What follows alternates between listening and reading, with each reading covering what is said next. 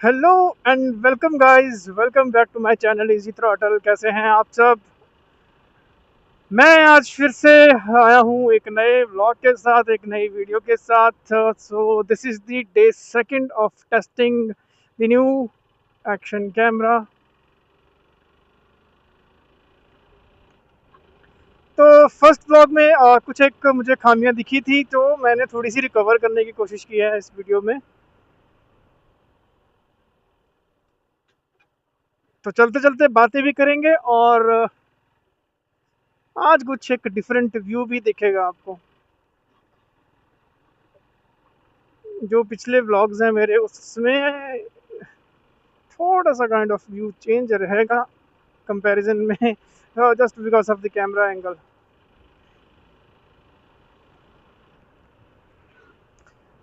तो just for information मैं बता दूं, उससे पहले जो मैं रिकॉर्डिंग्स या फिर व्लॉगिंग कर रहा था वो मैं मोबाइल से ही ऑपरेट कर रहा था, मोबाइल से ही रिकॉर्ड करता था।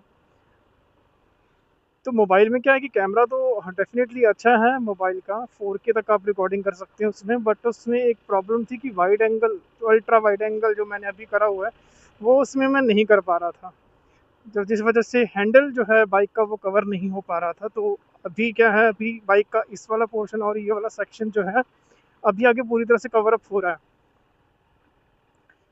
पहले क्या हो रहा था कि इस विंडशील्ड के आगे का सारा कवर हो रहा था। तो अभी थोड़ा सा व्यू में इसलिए भी डिफरेंस आएगा क्योंकि हैंडल तक इसमें अब प्रॉपरली दिखता है। बाकी यही है, थोड़ा बहुत कैमरा का एंगल ऊपर नीचे जब हम करेंगे तो सामने कितना व्यू दिख रहा है, बाइक का कितना पोर्शन दिख रहा है, वो जस्ट एडजस्टमेंट्स होती हैं। क्योंकि समटाइम मेरा जो हेड है वो थोड़ा ऊपर रहता है, समटाइम मैं थोड़ा लीन होकर चला रहा होता हूँ। तो इसका एक रीज़न ये भी है क्योंकि ये जो बाइक है वो आपको अलाउ करती है दोनों सिटिंग पोजीशंस में बैठने की। अनलाइक R15 उसमें आपका सिटिंग पोस्चर अग्रेसिव ही रहता है क्योंकि इसके हैंडल बार थोड़े से ज़्यादा लीन एंगल पे दिए गए हैं, झुके हुए रहते हैं, तो आपको और ज़्यादा लीन होके ही चलाना पड़ता है। बट ये जिक्सर के लिए ये ऐसा नहीं है।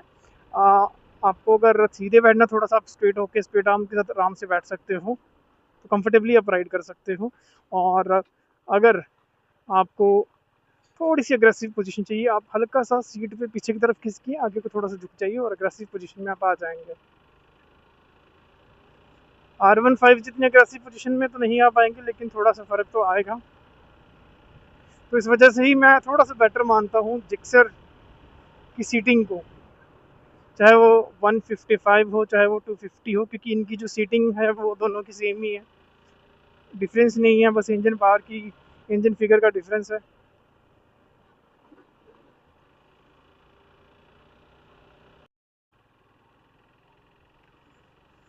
शाम के 4:15 हो गए हैं, धूप जो ढलने लग गई है अभी। अभी सर्दियाँ आ जाएंगी तो मौसम थोड़ा जल्दी चेंज हो जाता है। मौसम, सॉरी, जो डे लाइट है वो जल्दी चली जाती है, अंधेरा जल्दी हो जाता है। एक वक्त आएगा जब 4:30 पौने 5 बजे के आसपास आप देखोगे कि अंधेरा हो जाएगा सर्दियों में।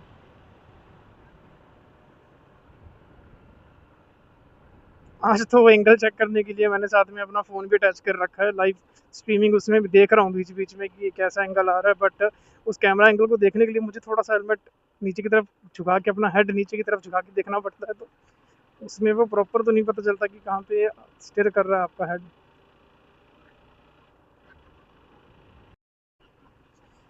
बाकी रॉक स्टडी मोड ऑन है। इसमें रॉक स्टडी मोड के भी दो ऑप्शंस आते हैं।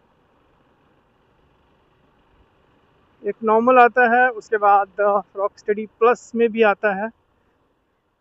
तो अभी तो रॉक स्टडी मोड ऑन है।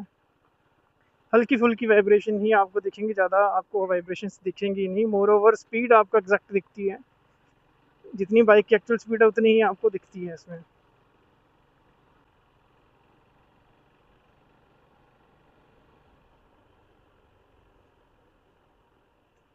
अभी कैमरा एंगल तो ठीक ठाक आ ही रहा है, तो मैं इसको ऑफ कर देता हूँ, स्क्रीन को इसको रोटेट करके सेट कर लेता हूँ, पता चले कहीं गिरी क्या यहाँ से।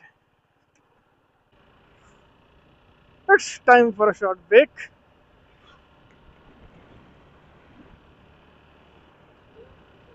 चलो थोड़ी स्पीड अप करते हैं, हाँ क्योंकि लेट हो रहा है ऑफिस के लिए।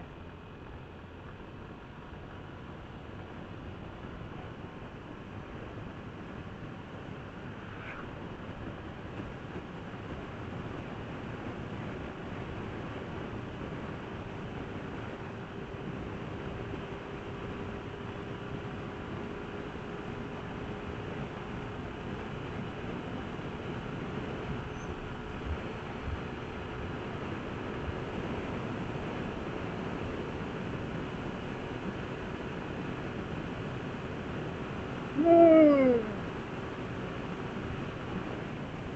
भाई साहब हेलमेट से तो ऐसी ऐसी आवाजें आ रही है ना कानों में, हवा की प्रेशर की वजह से।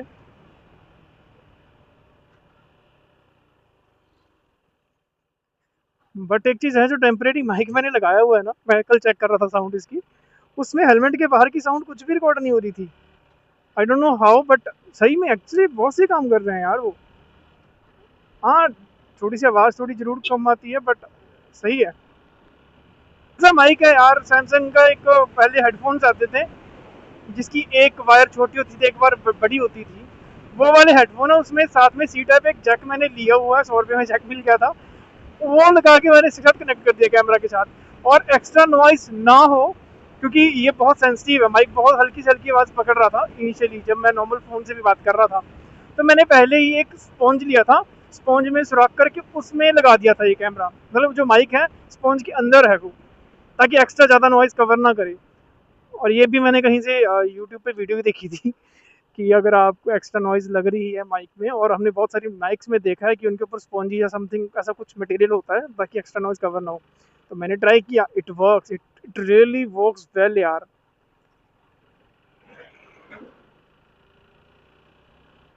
और हेडफ़ोन भी मैं कोई ऐसा परचेज़ करने नहीं गया था, ऐसे स्पेशली परचेज़ करने नहीं गया था मैं। अब मोबाइल्स जो हैं पुराने हमारे मोबाइल फ़ोन्स होते थे, उसका ही किसी एक मोबाइल का बॉक्स पड़ा था घर पे ऐसे ही। तो जैसे ही चेक कर रहा था सामान-वामान में क्या-क्या सामान पड़ा है मेरे इसमें कबर्ड में, तो उसमें से एक पुराना बॉक्स निकला पुराने मोबाइल का, क्योंकि पुराने मोबाइल्स के साथ हेडफ़ोन एक्सेसरीज़ पूरी आती थी। अब के जो हैं उनमें इन्होंने धीरे-धीरे कुछ-कुछ चीज़ें गायब करना शुरू कर दिया। आईफ़ोन में तो सब कुछ ही गायब कर दिया, सिर्फ़ फ़ोन ही मिलता है। बाकी फ़ोन मोबाइल्स के साथ अभी हेडफ़ोन्स वगैरह आई थिंक नहीं मिलते हैं। तो बाकी पुराने मोबाइल के साथ आते थे, तो वहीं से मुझे एक पुराना हेडफ़ोन ये मिला, तो वहीं से उठा लिया मैंने, और मेरा काम बन गया है।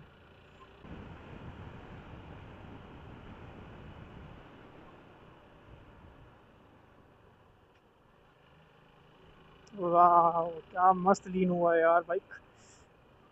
ओ भाई, ओ भाई!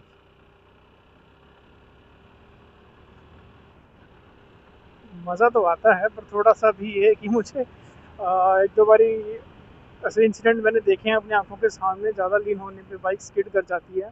लाइव देखे हैं भाई मैंने। तो तब से थोड़ा-सा मैं ज़्यादा लीनिंग करता नहीं हूँ। मैं नहीं चाहता अपने घुटने जो दोबारा छिलवा लूँ मैं।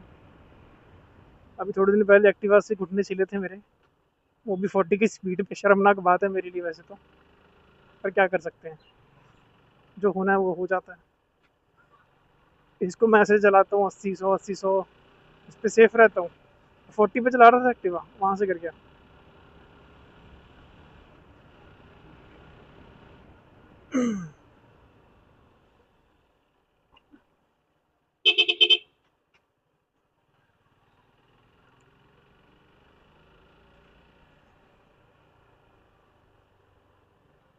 अदरवाइज जो लीनिंग एंगल था ना मेरा, इससे पहले मेरे पास एक डिस्कवर था 135 सीसी। लीनिंग एंगल की बात अगर मैं करूँ तो सम टाइम उसका फुट टेस्ट नीचे ज़मीन से टच कर जाता था।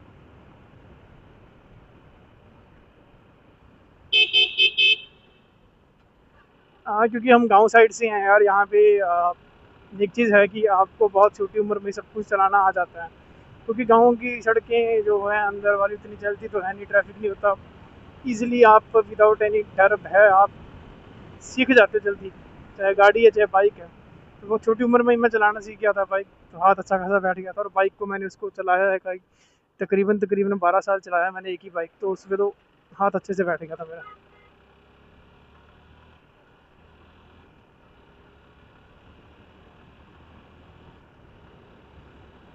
ऑल तो गाइस, एक न्यूज़ अपडेट और है मेरे पास आपके लिए। रुको ज़रा, मोड़ लूँ मैं बाइक, है ना, फिर मज़ा आएगा सीधी-सीधी सड़क पे बात करने का। हाँ, ओके। तो मैं क्या बता रहा था, मैं ये बता रहा था कि न्यूज़ ये है, अभी जैसे मैंने ट्रेंड एक देख रहा हूँ, या फिर मैं मुझे अच्छा लगता है कि पुराने व्हीकल्स आपके पास हो, आप उसको रिस्टोर कर रहे हो। तो बिल्कुल वैसा ही जो है एक बाइक है, मेरे पास है, मेरा ही बाइक है वो। बिल्कुल वैसे ही बाइक जो मैं चाहता था। It's royal Enfield bullet 350। Old variant है, जो कि है अपना मॉडल जो है 1977। जी हाँ, बिल्कुल आपने सही सुना, 77 मॉडल है। एक्चुअली मेरे पापा का है वो बाइक, तो जो कि बाद में मुझे मिल गया है, तो अभी उसकी कंडीशन वैसी नहीं है चलने की। उसका भी आपको मैं राइड एक्सपीरियंस बहुत जल्द वो भी मैंने सोच रखा है, वो भी आपके साथ शेयर करूँगा। बट उसको रिस्टोर करवाना है पहले, क्योंकि उसकी वो भी वर्किंग कंडीशन में नहीं है। उसमें बहुत सारा काम करवाने के बाद स्टार्ट नहीं होता है, वायरिंग का काम होने वाला है, इंजन का थोड़ा बहुत काम होने वाला है। पुराना मॉडल है, इसलिए उसके जो अंदर के जो पार्ट्स होते हैं, जो क्लच बॉक्स का जो पूरा वो बॉक्स होता है, उसकी जो सील्स होती हैं, ऑयल सील्स, वो लीक करती रहती हैं, क्योंकि प्रॉपर फिटिंग नहीं मिलती है अब। तो कुछ एक मैकेनिक हैं सिलेक्टिव, जो पुराने बुलेट्स का से रजिस्ट्रेशन करते हैं, तो मैंने पता किया है। तो अभी के लिए जस्ट मैं एक आपको वैसे दिखाऊंगा, वीडियो में लेके आके दिखाऊंगा मैं आपको कि कौन सा बुलेट अभी क्या कंडीशन है उसकी। उसके बाद जिस दिन उसको रिस्टोर के लिए लेके जाएंगे, तो उस दिन भी मैं थोड़ा सा उसको शूट करने वाला हूँ। और बहुत सारी अच्छी खासी मेमोरीज उसके साथ जुड़ी हैं, इमोशंस हैं उस बाइक के साथ जुड़े हुए, क्योंकि जब वो वर्किंग कंडीशन में था मैंने भी काफ़ी चलाया है उस बाइक को। तो उसको रिस्टोर करवाने के बाद उसकी जो नई लुक है वो आपको ज़रूर दिखाऊंगा। और प्लस मैं उसको रेगुलरली यूज़ करने वाला हूँ। रेगुलरली इन द सेंस कि मैं ऑफिस के लिए तो यही बाइक प्रेफर करता हूँ, बट बीच बीच में शौक के तौर पे गेड़ियाँ मारने के लिए, क्योंकि और एक तो उसकी आवाज़ बहुत प्यारी है, लगती है मुझे। आपको भी सुनाऊंगा। तो बहुत जल्द उसकी रजिस्ट्रेशन होने वाली है। जब भी रजिस्ट्रेशन होएगी आपको मैं पहले भी बता दूंगा कि अपकमिंग वीडियोस अब आने वाली है उसकी। तो keep watching my channel for that video.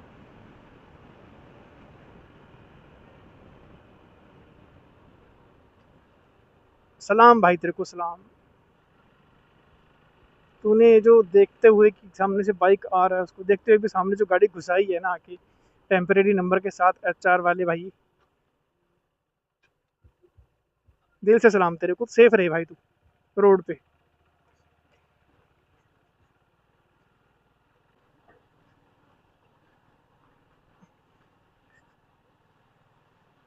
ये है गांव के अंदर की गलियां। मैंने अपना गांव कभी दिखाया नहीं होगा, बट ओ हो, ये कहाँ से आई है फेयर एंड लवली लगा के इतनी वाइट वाइट।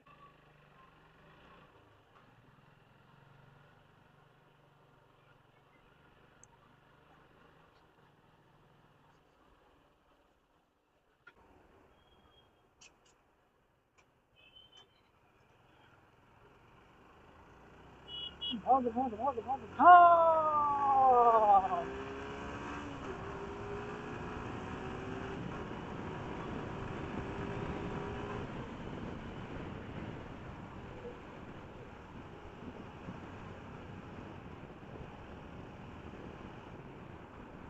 टाइम तो मजा आता है यार इसको खाने का। फिलहाल हमारे मुड़ने का वक्त आ गया है।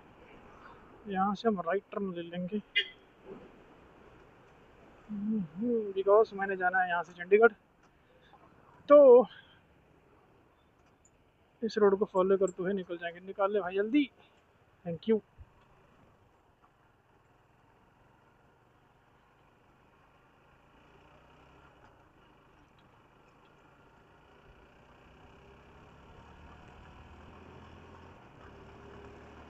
क्या लगता है, मौसम करवट सी ले रहा है थोड़ी सी, क्या बादल आएंगे?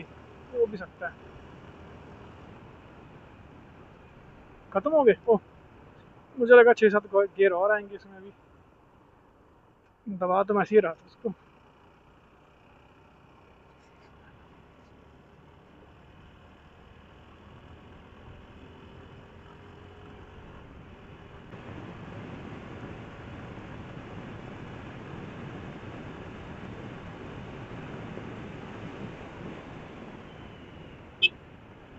भाई अपने लेन में चल अंकल।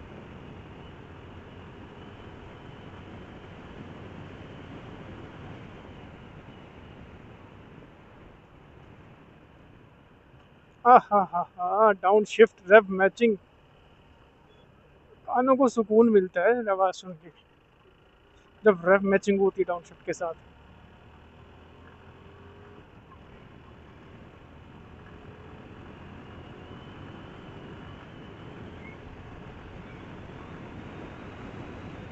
यहाँ कोई स्पीड टेस्ट नहीं चल रहा, ये जस्ट मैं फन के लिए उड़ा रहा हूँ उसको थोड़ा थोड़ा। और 76 तो नॉर्मल स्पीड होती है, इसको उड़ाना नहीं बोलते हैं दोस्तों।